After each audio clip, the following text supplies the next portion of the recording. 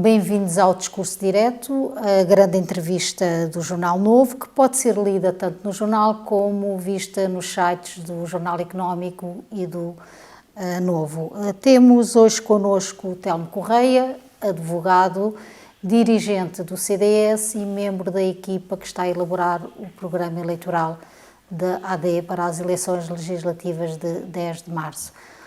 Bem-vindo, Dr. Telmo Correia. Vou começar aqui um pouco com uma provocação. O ex-dirigente do CDS e ex-ministro António Pires de Lima disse muito recentemente numa entrevista para a RTP que ainda não percebeu o que é que a AD quer enquanto visão para o país, que ainda só se percebeu o que é que a AD não quer. Como é que comenta esta afirmação um pouco forte? Muito obrigado, Inês, em primeiro lugar, dizer que é um gosto e agradecer-lhe a si, obviamente, e ao Novo a oportunidade de termos esta conversa e respondendo diretamente à sua pergunta, as provocações devem-se enfrentar e, portanto, não fugir delas. O meu amigo António Pires de Lima, com toda a liberdade natural, afastou-se um pouco da política, está hoje em dia mais afastado da política e, inclusivamente, tanto quanto eu sei, estará desfiliado até daquele que foi também o seu partido de sempre, tal como o meu. E, portanto, tem toda a liberdade de ter todas as opiniões que quiser. No entanto, e indo à essência daquilo que me diz, eu li os títulos dessa declaração, não a vi ao vivo, penso que era uma entrevista televisiva, não vi a entrevista, mas li os títulos. A crítica do António Pires de Lima, nesse caso, é uma crítica de tempo, de timing, por assim dizer, não é? Quer dizer, portanto, não é uma crítica de substância, é uma crítica de tempo.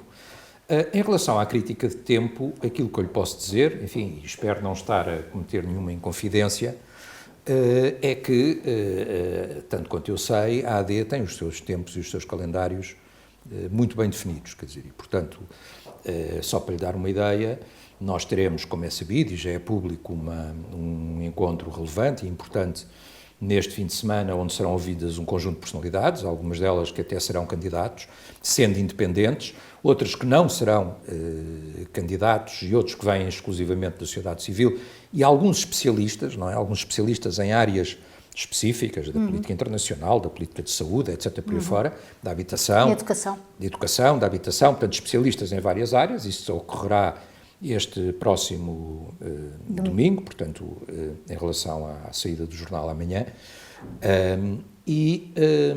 posso-lhe dizer que aquilo que está previsto é que, brevemente, já na próxima semana, sejam apresentadas, conheço algumas dessas linhas, tenho algum dever de reserva em relação a elas, não me cabe a mim fazer apresentações, a minha disponibilidade e a minha vontade é de ajudar, não propriamente de ser o porta-voz, mas já na próxima semana, em princípio, nós teremos a apresentação daquilo que é para a AD o cenário macroeconómico e o programa económico, ou seja, as propostas de política económica, financeira e económica da AD. Já, em princípio, próxima semana, no prazo de uma semana no máximo, é natural que essas propostas sejam apresentadas.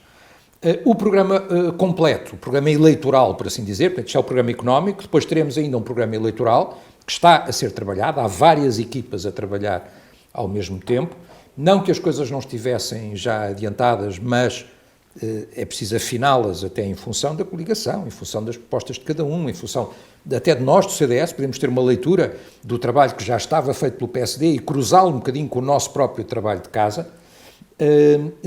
Portanto, eu penso que até ao final deste mês, portanto, muito a tempo de termos ainda depois disso os debates e de termos depois disso a campanha eleitoral, eu diria que até ao final deste mês, início de fevereiro, mais tardar, nós teremos o programa eleitoral completo cá fora. Portanto, o que é que eu lhe queria dizer? O António Pires de Lima sempre foi muito exigente e, portanto, compreendo alguma impaciência da parte dele de conhecer o programa, vai conhecê-lo e até arrisco que ele concordará em larga medida com aquilo que será apresentado, estou absolutamente convencido disso. E discutir o programa apenas no mês, portanto, um programa eleitoral, mas já lá vai esta questão, mas discutir um programa eleitoral apenas no mês de fevereiro e ali uns dias em março não é pouco tempo? para um partido que quer ser governo? Eu penso que não, eu acho que o que é importante neste momento, vamos lá ver uma coisa, as pessoas também, não sei, isso é um bocadinho para especialistas, não é? E até para especialistas de comunicação, empresas de comunicação, é mais para eles do que propriamente para mim. Agora, eu acho que as pessoas também não vivem esta coisa das eleições e da política o tempo todo e durante os meses todos. Não é? Ou seja, nós tivemos aqui um período longo, e eu acho que um período que nós teremos de um mês e meio quase, se o programa económico se for apresentado agora, que é no fundo o coração do programa, porque o programa económico condiciona tudo o resto. E repare, a AD, muito bem, na minha opinião, na semana passada reuniu um grupo de economistas muito capaz, muito competente, muito credível, desde ex-ministros das Finanças, do mais credível que há na academia em termos económicos, que estão a ajudar nesta mesma leitura, porque isto agora é uma coisa muito séria, portanto, não é para dar palpites, nem para fazer propostas a eito. Era isso que eu lhe ia perguntar. O programa eleitoral incluirá, e também a cenário macroeconómico, medidas avulso, promessas eleitorais, como sempre se faz por áreas, ou será mesmo uma nova visão para o país?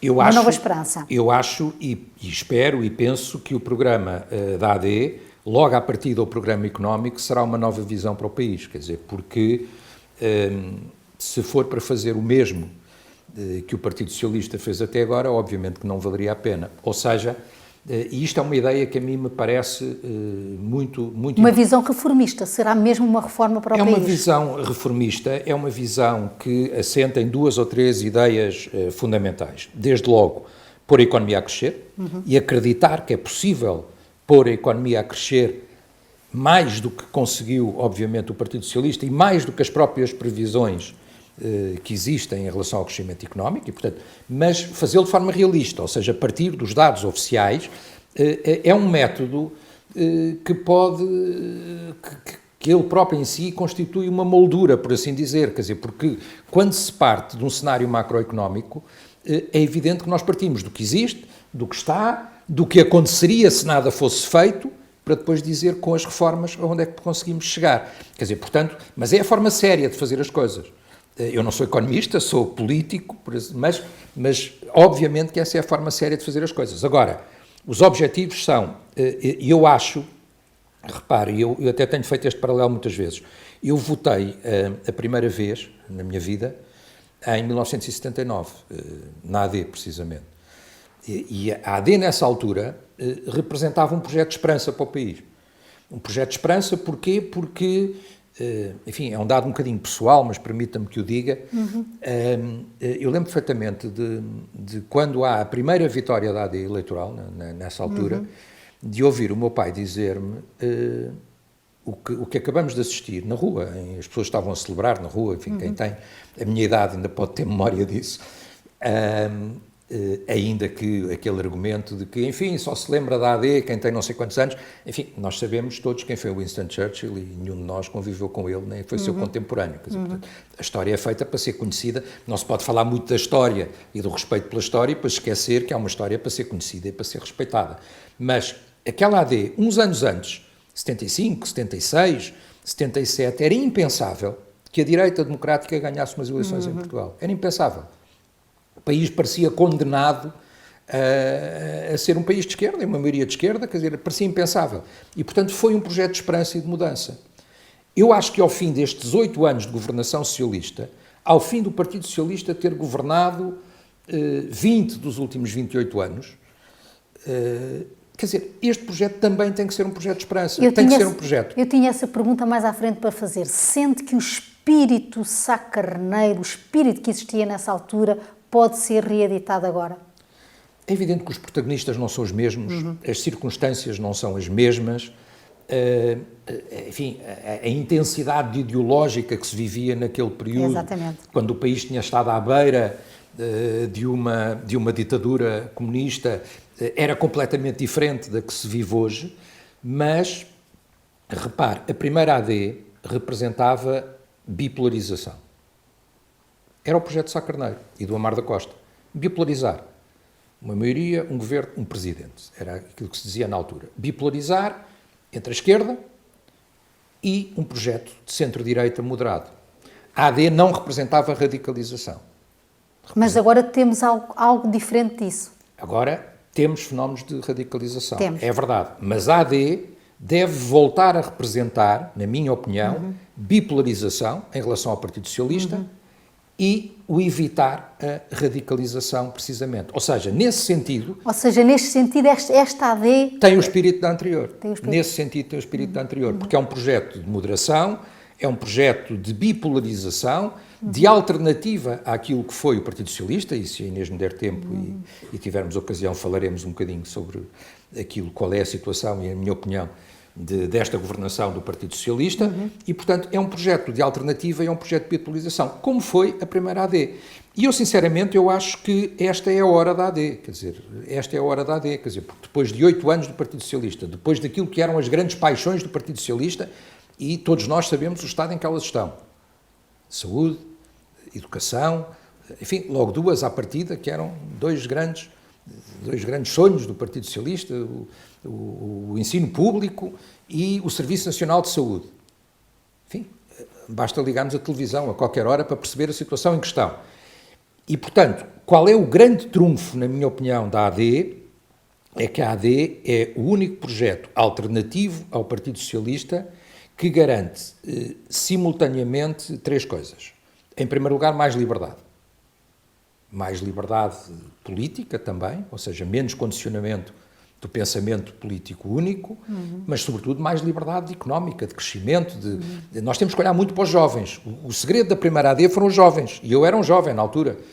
E, portanto, nós temos que olhar para os jovens, e porque os jovens querem, para um projeto que tenha que ser um projeto de esperança, de iniciativa, de menos Estado, de educação igual para todos, de igualdade de oportunidades. Portanto, a AD traz isso, traz mais liberdade, é o único projeto que traz estas 3 coisas ao mesmo tempo. Mais liberdade com justiça social, porque não é um projeto puro de liberdade, existem outros projetos puros de liberdade em toda a acessão, a AD não, é um projeto de liberdade, mas com preocupações sociais, com preocupações que são preocupações dos sociais-democratas, mas são muito preocupações também dos democratas cristãos, e por isso os democratas cristãos estão muito à vontade nesse projeto, com preocupações sociais e com respeito pelos direitos humanos. Portanto, esta conjugação... Portanto, diferencia-se da Iniciativa Liberal e do Chega, é o que acaba de me dizer. É o único... E do PS, que acaba por ter esses três pilares. De governo, e eu acho que só é possível ser um projeto de governo tendo estes 3 pilares. E é o único projeto de governo que tem estes 3 pilares, ou seja, é um projeto de liberdade, de mais iniciativa económica, de menos Estado, de mais empresas, de menos impostos. Já foi anunciado que é para baixar impostos, já foi anunciado que haverá, inclusive, um IRS jovem para atrair os nossos jovens e, portanto, mais liberdade, com justiça social e, portanto, atenção aos mais fracos, atenção aos que têm mais dificuldades na nossa sociedade e, simultaneamente, obviamente, com respeito absoluto pelos direitos humanos e pelos valores básicos dos direitos humanos. O que é que está a faltar, então, para descolar nas sondagens, a AD? Se tem esses 3 pilares, se é o único projeto político que tem esses 3 pilares, o que é que está a faltar? Eu acho, eu não sou um especialista em sondagens. Eu sei, mas na sua opinião, em termos políticos. E sabe que os políticos têm alguns lugares comuns, um deles é aquela coisa de que as sondagens valem o que valem. Sim. Mas não me vou refugiar, sim, nem numa coisa nem noutra. O que eu acho, Inês, o que falta é entrarmos nesta nova fase. Okay. Ou seja, eu acho que este momento... Domingo vai ser muito importante. Domingo e a próxima semana. Eu acho que no momento em que o cenário macroeconómico é apresentado e em que é dito, este é o cenário macroeconómico, isto é o que nós temos, isto é onde nós queremos chegar. E estas são as reformas que são precisas fazer.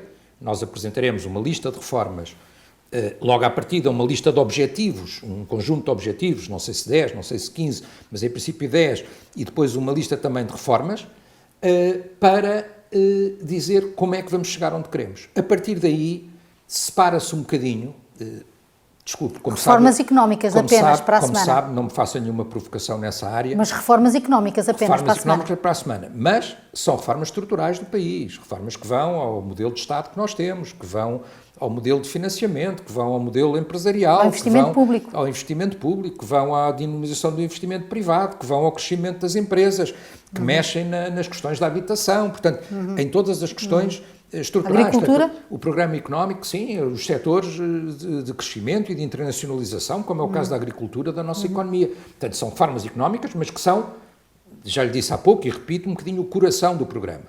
A partir daí, nós vamos distinguir, enfim, o trigo do joio pode ser exagerado, porque em democracia não há trigo nem joio, todos são válidos e todas as propostas têm que ser respeitadas. Mas vamos distinguir quem é que está para vencer eleições e quem é que está para marcar o terreno e para marcar o seu terreno. E eu acho que essa mudança, este momento, é muito importante, porque, de facto, há dois projetos políticos que podem ser governo no dia 10 de março. O do Partido Socialista, que nós conhecemos bem e que eu lhe posso tentar explicar que não vejo como é que trará E o novidades. projeto de Pedro Nuno Santos é uma continuidade do projeto de António Costa? O projeto de Pedro Nuno Santos é o projeto de António Costa com um arranjo cosmético. Se quiser, é um bocadinho... Podemos dizer que é o mais do mesmo do que tivemos nos últimos 8 anos? Eu acho que é o projeto do António Costa, enfim, de gola alta, mas, quer dizer, mas com mais gola alta, menos gola alta, mais manta, menos manta, que destapa sempre. Quer dizer, portanto, porque não chega, é curto, quer dizer, e repare numa coisa, quer dizer, quem olhar para aquilo diz, mas não governaram nos últimos 8 anos? O Pedro Nuno Santos não é o mesmo ministro que foi demitido pelo próprio do António Costa numa situação que, enfim, não quero exagerar, mas aparentemente houve uma deslealdade, por assim dizer, não é? Quer dizer, ao fazer aquele anúncio da questão do aeroporto, além dos erros da TAP, além dos erros dos CTTs, além dessas coisas todas. Além disso, quando Pedro Nuno Santos faz aquele anúncio, há, de certa forma, uma deslealdade em relação a António Costa. É o mesmo. E há uma coisa aqui que me parece, falando um bocadinho do Partido Socialista, que me parece muito importante, que é o mesmo, governaram 8 anos e repare numa coisa, o António Costa gosta muito de dizer que a direita falava no diabo e não veio o diabo. Bom, o diabo pode não ter vindo, o tal diabo de que ele fala, mas diabretes não faltaram, quer dizer, foram para aí 14. E os diabretes foram sendo demitidos um a um, até houve uma cena de diabretes com pancadaria dentro de um ministério, com um computador, portanto, o Lúcifer, ele próprio, pode não ter vindo, mas diabretes não faltaram. E porquê é que este último governo era pior que os anteriores, tendo ele ainda por cima a maioria absoluta? Eu acho que uma das coisas que é evidente em que este último governo era pior que os anteriores, tendo maioria absoluta, era que, é a minha opinião, e eu acho que é uma opinião relativamente consensual, havia um certo esgotamento do próprio pessoal político. Enfim, há ministros deste governo que eu, sinceramente, eu sou uma pessoa atenta à política, até pelos anos que estive a exercer mandatos e por ser responsável ainda do CDS, sou uma pessoa ligada à política de sempre, ainda sou autarca, de resto, aqui em Lisboa, e, portanto, sou uma pessoa mais atenta, que o normal dos cidadãos à política. Enfim, há ministros que nós não sabemos muito bem o que é que eles estão a fazer, nem porque é que são ministros, quer dizer, portanto, a ideia que eu tenho é que o António Costa já só tinha capacidade de recrutamento no inner circle do Partido Socialista. Quando à partida até trazia umas figuras de fora, ou que vinham da universidade, ou que vinham da sociedade civil, ou figuras experientes do PS, com este esgotamento, com estas demissões sucessivas, e muitas delas relacionadas com casos, ficou reduzido ao núcleo do Partido Socialista. É o Pedro Nuno Santos que vai trazer novidade? Sendo que ele próprio já era desse núcleo, não vejo quem é que ele vai recrutar de novo. Mas passa pela campanha, pelo objetivo de campanha da AD, atacar os governos de António Costa e não ir diretamente a Pedro Nuno Santos? É uma estratégia? Eu não defino a estratégia da campanha da AD, eu ajudo no programa e limito-me a isso. Eu estou só a responder à sua pergunta. Ok. Agora, eu acho que, obviamente, a AD, para ganhar eleições, tem que marcar as diferenças. Quer dizer, tem que marcar as diferenças do que foram estes 8 anos de governação. E a minha perspectiva, é isso que eu lhe estava a tentar dizer e responder, é que eu acho que o Partido Socialista que chega aqui está completamente gasto. Completamente gasto. Desgastado e gasto. E eu não vejo como é que o Pedro Nuno Santos, tirando uma operação... E Pedro Nuno Santos faz parte desse desgaste? Faz parte desse desgaste, fez parte deste percurso todo. E, portanto, ele pode tentar criar uma imagem nova pode tentar fingir que chegou agora, mas não chegou. Esteve lá o tempo todo. Ele e a maior parte das pessoas que aparecerão com ele. Porque não vejam, quer dizer, primeiro, ele faz parte de todo o percurso. Segundo, se o próprio António Costa, sendo a referência, e não terá desistido da política, pelo que percebemos, sendo a referência do Partido Socialista, já não conseguia recrutar pessoas, aonde é que o Nuno Santos vai buscar pessoas? E eu acho que isso faz muita diferença. E eu acho, sinceramente, quando lhe dizia como é que a AD também vai descolar, e como é que, ou melhor, Inês perguntavam porque é que não descolou ainda, eu acho que esta ideia dos nomes é uma ideia importante. E a AD está a conseguir recrutar pessoas? Eu acho que a AD, curiosamente, nas listas já apresentadas da AD, há nomes muito interessantes. Obviamente, estou-me a referir a independentes, que foram essencialmente convidados pelo PSD. O CDS tem uma participação limitada nestas listas, o que também é normal, dada a situação dos dois, é compreensível, dada a situação dos dois partidos. Gostaria que tivesse mais, mas isso sou eu, as coisas são como são. E repare, nós tivemos, repare nos economistas que estavam na reunião que houve com os economistas, gente muito credível. Nesta convenção que teremos no domingo, volta a haver um conjunto de nomes muito credíveis. Portanto, a AD tem uma capacidade de ir buscar nomes e de apresentar um projeto com nomes que eu acho que o Partido Socialista já não tem. E depois há uma coisa grave em relação ao Partido Socialista, que eu não posso deixar eu também não quero ser injusto. E, portanto, eu acho que o Pedro Nuno Santos tem a capacidade de apresentar uma novidade. Não é uma novidade absoluta, é uma novidade que já conhecemos, mas é uma novidade. E a novidade que ele consegue apresentar é o reeditar da Geringonça. Não tem outra. E já se percebeu que é o que ele quer. É o reeditar a Geringonça. E isto também faz diferença. Porquê? Porque, primeiro, a Geringonça e voltar a pôr o Bloco de Esquerda e o Partido Comunista Português na área de poder, em termos económicos, não dá confiança. A AD vai agitar, obviamente, com o papão de uma alegada Geringonça, mas Pedro Nuno Santos vai agitar com o papão do Chega. Eu pergunto, enquanto dirigente do CDS, se o CDS admite, no limite, caso venha a ser muito necessário, um acordo de incidência parlamentar com o Chega, porque também é um papão assinado por Pedro Nuno Santos. Bom, é verdade, e ele utilizará isso até ao limite. De resto, na minha opinião, é estranho que o Partido Socialista e o atual líder do Partido Socialista sempre o fez, quer dizer, tenham derrubado todos os muros à esquerda com forças políticas, isto, eu não vou fugir à sua pergunta, isto é só um prelude, com forças políticas que, repare, não é só a questão económica, quer dizer, eu acho que pôr PCP e Bloco de Esquerda no governo é uma questão de falta de confiança económica, mas no atual quadro internacional, na minha opinião, isto é a minha opinião pessoal, é preocupante, porque estamos a falar de um partido para quem o Sr. Putin é um amigo, em pleno conflito na Ucrânia, e estamos a falar de dois partidos que são, no mínimo, condescendentes com a Hamas. No mínimo, condescendentes com a Hamas, quando nós temos dois conflitos internacionais, Rússia e Ucrânia, Israel e Hamas, onde os nossos aliados são a Ucrânia e Israel. Podemos criticar num ponto ou outro, não é isso que está em causa, mas são os nossos aliados objetivos. E, portanto, pôr dois partidos que têm uma posição em relação ao Hamas, no mínimo ambígua, e em relação, o PCP, sobretudo, em relação à Rússia, de apoio, mesmo que não o assumam, objetivamente acabam sempre por apoiar, é um risco. É evidente que depois há esse paralelo, e eu não vou fugir à sua pergunta. Agora vamos à parte da direita. É isso? Luís Montenegro disse que não formaria governo se ficasse em segundo lugar, mas vamos supor que no Parlamento a direita unida tem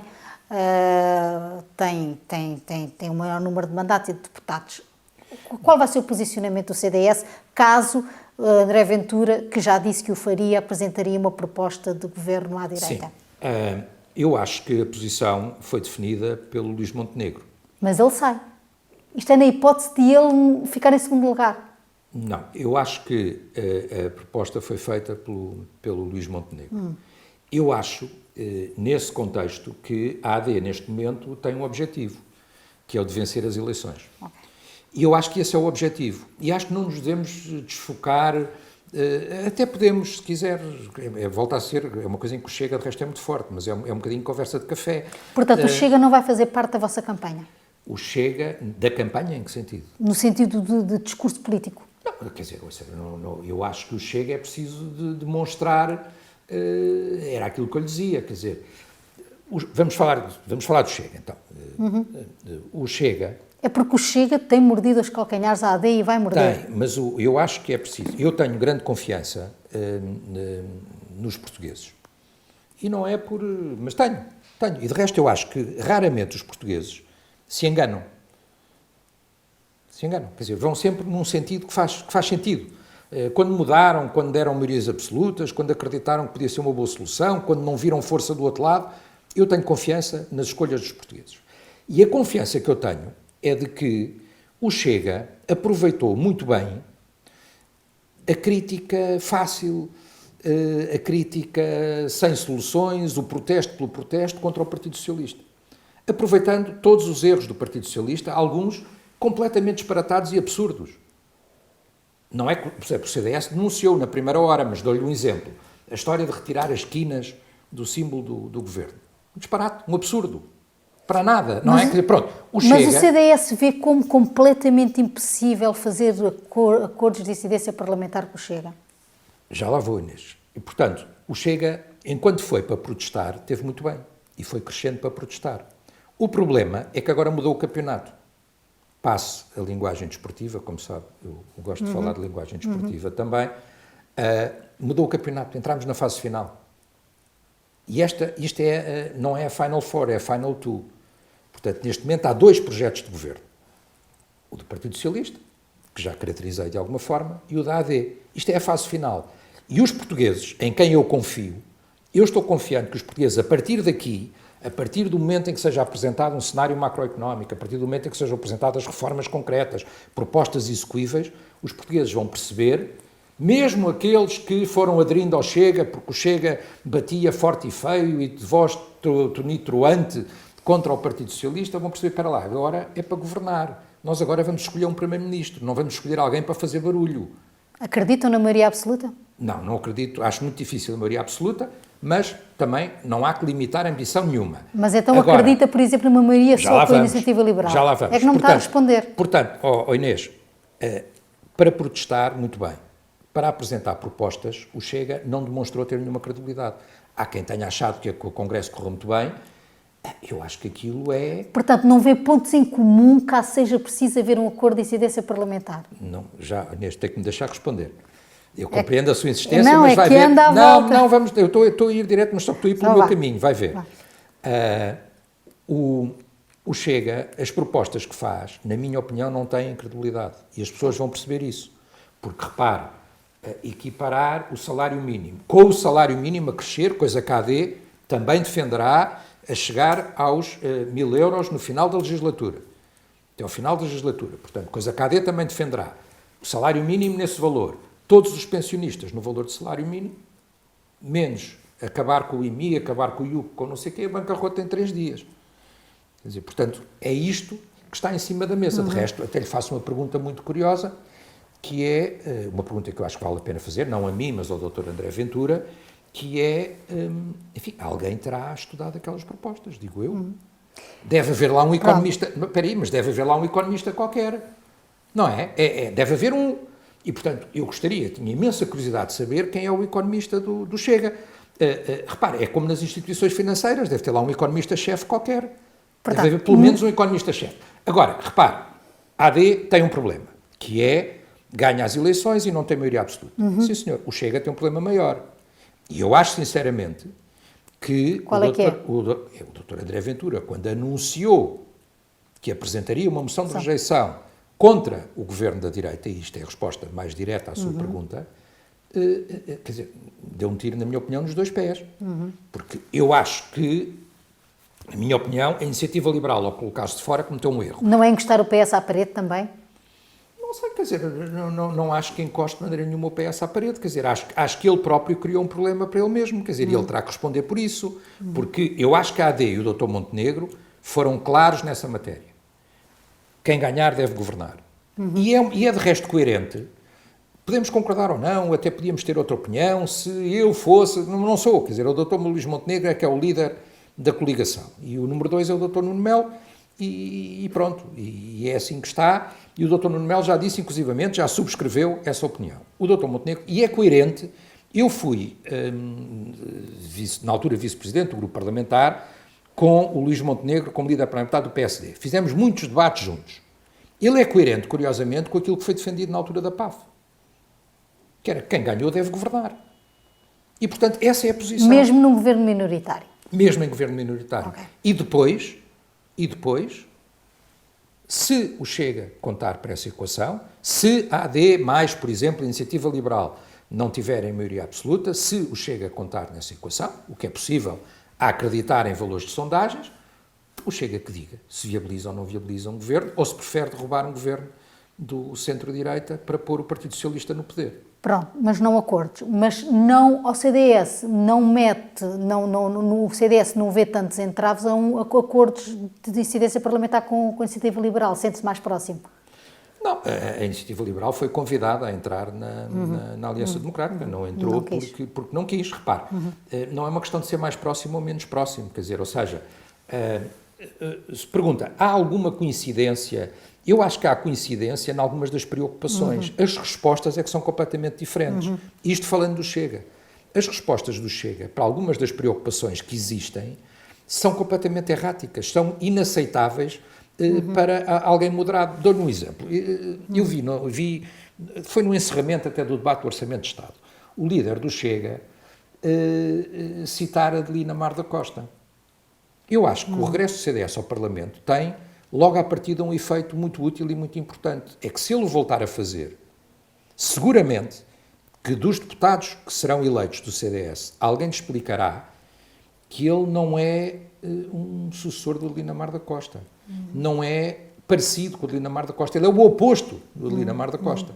Uma das razões que o CDS se chama precisamente Centro Democrático e Social, e o centrismo no CDS, quem conhece o pensamento do Adelina Mar da Costa, e o Sá Carneiro não seria diferente, é precisamente a explicação de que o centrismo é ser moderado por natureza, é recusar o radicalismo, é recusar a discriminação de uma etnia, por exemplo.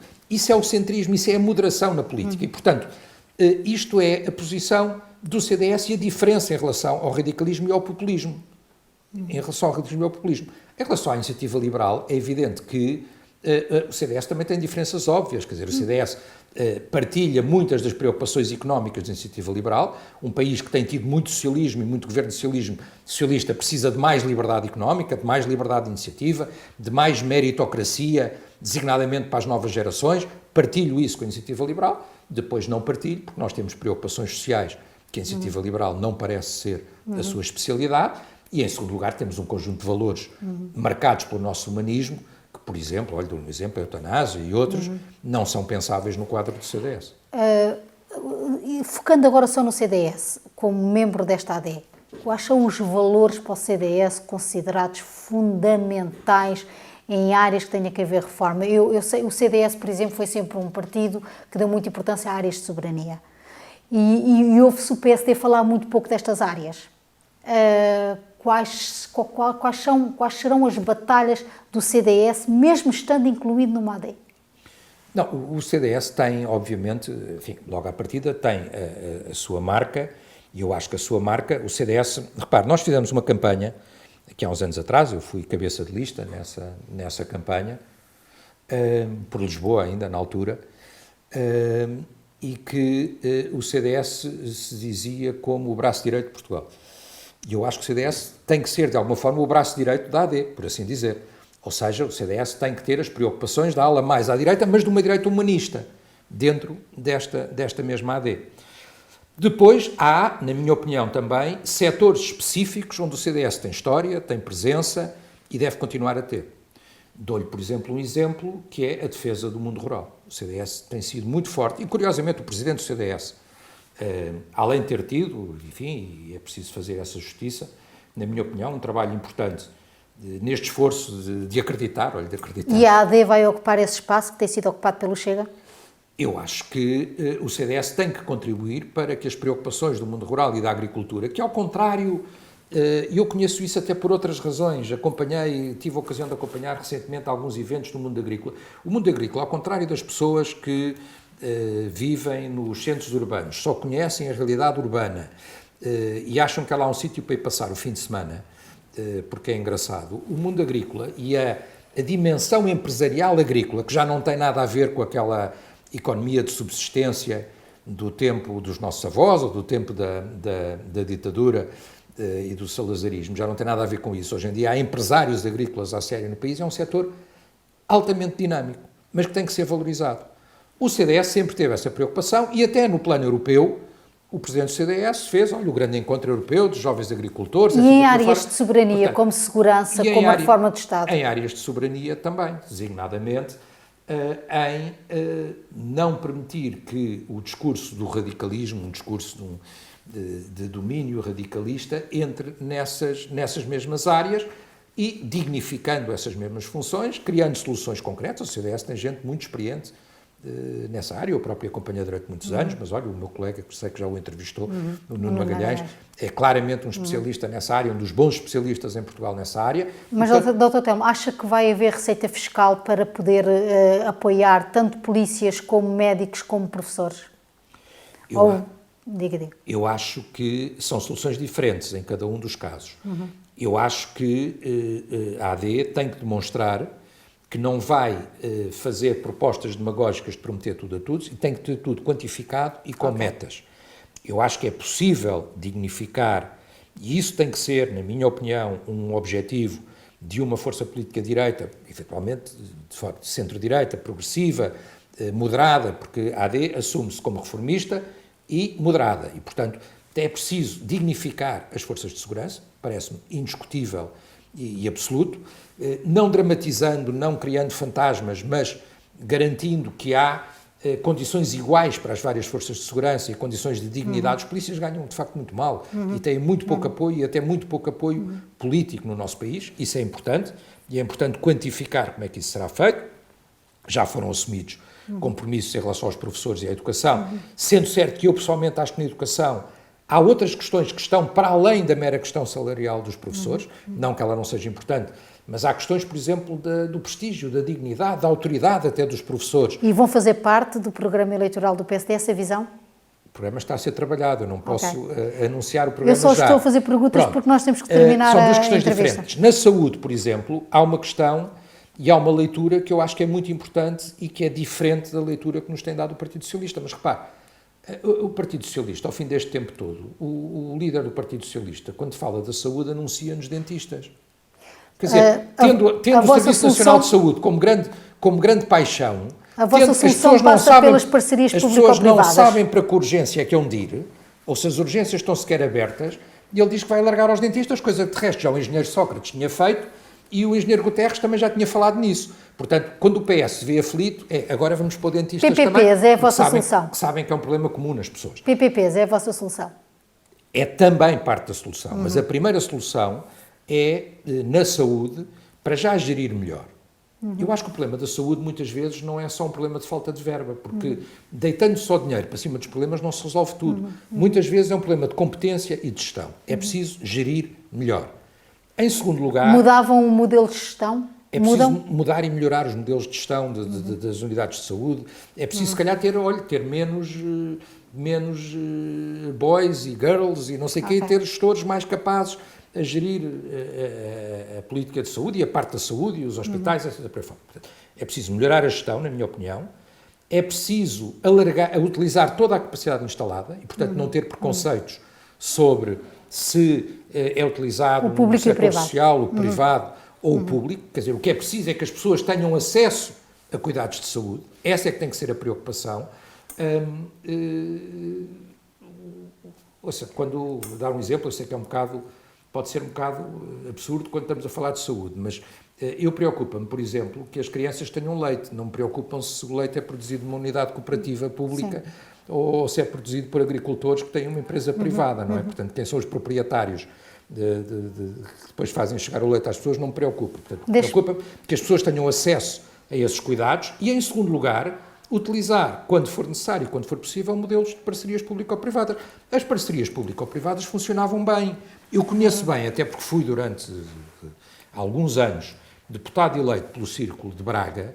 A PPP de Braga funcionava, visitei várias vezes, funcionava lindamente, quer dizer, elas acabaram, e por uma opção ideológica, tal como na TAP, por exemplo, o Partido Socialista resolveu acabar com as PPPs. As PPPs podem funcionar e podem trazer melhores cuidados de saúde. Portanto, como vê, nestas 3 áreas fundamentais, as respostas não são forçosamente as mesmas, mas terão que ser detalhadas em programas e medidas. Deixe-me fazer 2 perguntas concretas. e peço-lhe que seja o mais sucinto possível, só por causa do tempo da entrevista. Caso entremos, e pela entrevista que acabámos de ter e outras que tivemos e pelo que temos visto em vários analistas, entremos num período de governos, de miniciclos, como chama o Presidente da República, portanto, governos minoritários, qual acha que deve ser o papel do Presidente da República? O seu papel muda, tem que ser mais enfático, tem que ser mais moderador? Eu acho que, para já, há uma coisa que, em relação ao papel do Presidente da República, me parece muito importante, que é o papel do Presidente da República antes de chegarmos aí. Eu acho que neste quadro e neste contexto, com aquilo que nós estamos a assistir, por exemplo, o Partido Socialista, à última da hora, a tentar aprovar coisas que, na minha opinião, não têm pés nem cabeça, seja lá sobre identidade de género ou propostas de lei à última da hora, seja, por exemplo, querer aprovar a lei do lobbying, que foi o CDS o primeiro a apresentar, fui eu que apresentei há largos anos atrás, e agora querer fazer uma lei do lobbying à última da hora no fecho do Parlamento é um absurdo. Por outro lado, a forma como o Partido Socialista vai governar daqui até às eleições não é indiferente, e eu acho que é importante que o Presidente da República tenha aí um papel fiscalizador. Depois das eleições... Mas não está a ter esse papel fiscalizador? Estão a ser aprovadas? Eu espero que tenha. Enfim, fica a minha opinião. Sim. E espero que o Sr. Presidente da República esteja atento a esse facto, porque isso não é irrelevante até para esta fase final, onde eu acho, e repito, a minha ideia, vai ser uma fase final muito a 2. Quer dizer, neste momento, nós temos 2 projetos para governar. Eu acho que as pessoas vão perceber isso e temos 2 candidatos a Primeiro-Ministro. E caso entremos em governo minoritário, qual deve ser o papel do Presidente? O papel do Presidente da República, eu acho que terá que ser, obviamente, o de dar posse a um governo minoritário e deixar aí o Parlamento atuar e funcionar. De resto, desse ponto de vista, repare, há quem concorde, há quem não concorde, mas há uma coisa que é verdade. O Dr. Luís Montenegro disse sempre o mesmo e foi sempre coerente desse ponto de vista, e neste momento há uma coerência dos 2 principais líderes da AD nessa matéria. Quer dizer, portanto, é preciso, obviamente, que o Presidente da República aí voltará a um papel mais relevante, mas terá que avaliar o que é que acontece no Parlamento. Se for, como foi anunciado pelo próprio, o Chega a tentar derrubar o governo, o Presidente da República poderá ter que estar perante uma terceira dissolução. Mas eu espero que não. Eu espero que a AD ganhe as eleições. Estou, de resto, convencido que a AD tem todas as condições para ganhar estas eleições. Eu estou otimista, estou muito otimista desse ponto de vista, porque acho que o que temos para apresentar, os nomes que temos a juntarem-se à AD, aquelas propostas que estão a ser trabalhadas, a forma de chegar às pessoas, eu ouço muito falar na história do carisma, do mais carisma, do menos carisma. O carisma, a partir daqui, nesta fase final, é, na minha opinião, aquilo a que eu chamaria, passa a expressão, um carisma de função. Ou seja, a capacidade da pessoa desempenhar e a credibilidade que a pessoa demonstra para desempenhar a função à qual se candidata. Já não é um carisma de espetáculo, de protesto, de seja o que for, é um carisma para Portanto, é o tudo ou nada até o final do mês. É a capacidade de demonstrar que quem pode representar um projeto alternativo, um projeto que, repito, termino como comecei, que conjuga liberdade com justiça social, com respeito pelos direitos humanos, é a AD. Quem representa um projeto de menos Estado, mais crescimento, mais empresas, por contraposição ao Partido Socialista, é a AD. E quem está preparado para ser Primeiro-Ministro é o líder da AD. É a grande prova. Até ao final do mês é a grande prova. É a grande prova até ao final do mês. Eu acho que entramos claramente numa fase final e acho que os portugueses vão perceber isso. Estou absolutamente convencido que os portugueses vão perceber isso. Uma última pergunta. Fecha a porta ou admite voltar a ser Ministro depois da experiência no governo de Santana Lopes? Eu acho que nós, enfim, quando chegamos a uma certa idade, percebemos que aquela frase, até um ator muito conhecido que fez um filme já com alguma idade, que se chamava Never Say Never. Lembre-se disso. E, portanto, nós não podemos nunca dizer nunca à política. Gostava de dizer sobre isso duas coisas. Que eu me revejo, e gostava de aproveitar para dizer isso, e que isso ficasse dito, me revejo nas escolhas que o CDS fez neste momento, que são escolhas, na minha opinião, lógicas e normais, em função de um percurso muito difícil de 2 anos, designadamente, obviamente, o Presidente do Partido é indiscutível e irá pelo Porto, mas da escolha que foi feita por Lisboa com o Dr. Paulo Núncio, penso que é uma boa escolha, e também daquele que foi o meu número 2 na minha última candidatura por Braga, e na altura não foi eleito, o Dr. Durval Tiago Ferreira, como número 1 por Braga. São duas escolhas que me parecem muito boas. A partir daí, eu estou, como vê, estou aqui num ambiente de escritório de advogados, muito focado na minha atividade profissional, mas disponível para ajudar. Como, em que circunstâncias, de que forma, para já é na elaboração do programa, se for noutras formas no futuro, logo veremos. Muito obrigado por terem estado connosco no Discurso Direto. Muito obrigada, Dr. Telmo Correia, por esta entrevista. Até ao próximo Discurso Direto.